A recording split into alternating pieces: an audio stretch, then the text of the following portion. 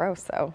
I've been there a few times and now thinking about it. Ooh. All right, let's take a coffee break, and we're starting with what defines the American family today. That's right. The definition of a nuclear family looks very different these days than the traditional family in the 1950s. And now there's research to back it up, because I think we talk about this and then don't look at the data, and the data is there. Family therapists say 60 years ago, couples married younger, had more kids, and got divorced less.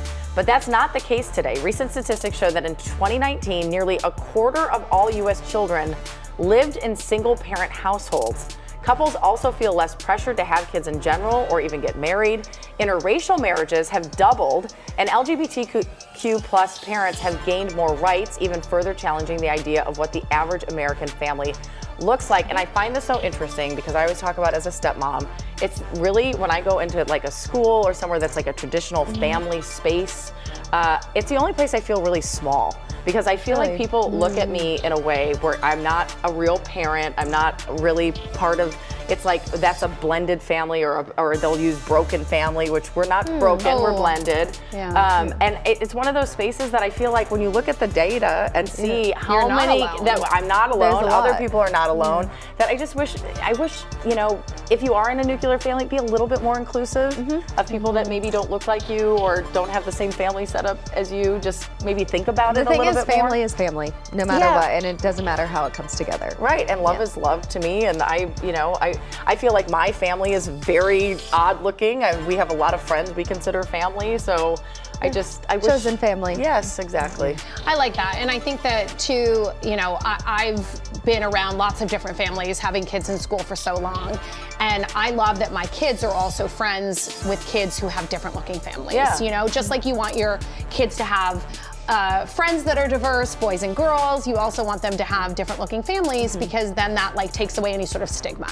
Yeah. So I think every generation we get better, and hopefully the next generation never feels like you. I hope so. Yeah, we'll see. Absolutely.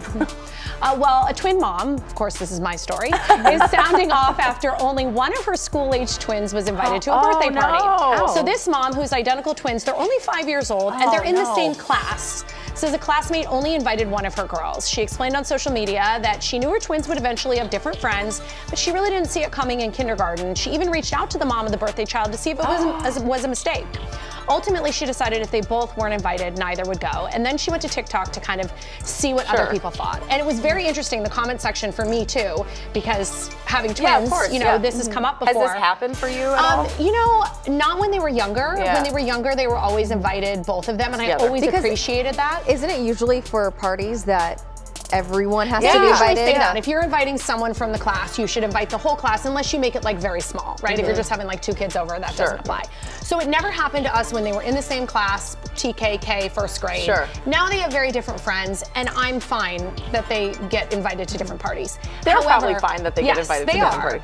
However, I will say our swim team has always been lovely because they're on the same team. Usually they invite both. And not always both go, but I always appreciate that, because it is hard as a mom if one of your kids feels left out. This feels too young to me. It goes back to the inclusive situation, I think. Yeah, but what was interesting is some twins weighed in and said, my mom did this to me, I think probably at a later age, and they resented that. They felt like it wasn't fair that they couldn't go to the party just because their twin wasn't invited. So I also appreciate that.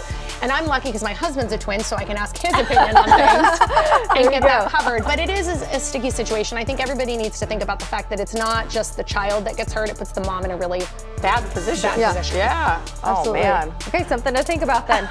All right, now to an all-important question. Can any relationship really survive if the people involved are not compatible when it comes to food? I don't think so.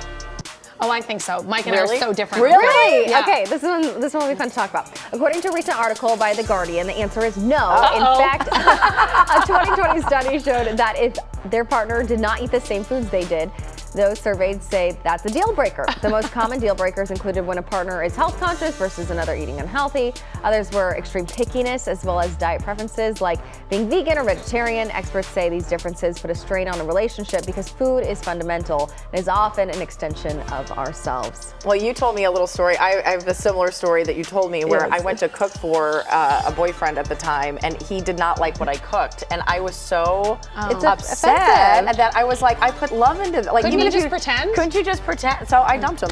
I dated a guy, and I hope he's not watching this. He'd only eat microwave frozen chicken and then some like protein bread he made. And I cook so much. I cook for people. I would cook for That's him, and he wanted extreme. another. I was That's like, very I just extreme. don't. I'm an Italian. Like, we're gonna have so much pasta around and sweets and goodness. And, I don't know. Food is part of the family, And I feel like it's part if of you're not- love. Like Yes. there's like a loving when you There's share a gift food. to So, it. okay, Christine. I who doesn't mean, we're know? still Yeah, we're yeah. 18 years in April, so we've made it. But we're not extreme. Although he loves seafood, he loves sushi, he loves tuna, he And you loves raw don't? tuna. I don't like sushi at all. okay. I also can't eat eggs; they just really gross me out. And Okay. he loves eggs, but we've worked around it. Well, those are small. Yeah, I mean, it's I not don't like think It's that's not, huge it's not differences. microwave chicken and rice. Yeah, see, that's what I was saying. I don't That's even think extreme. rice was included. Okay, well, that's today's coffee break.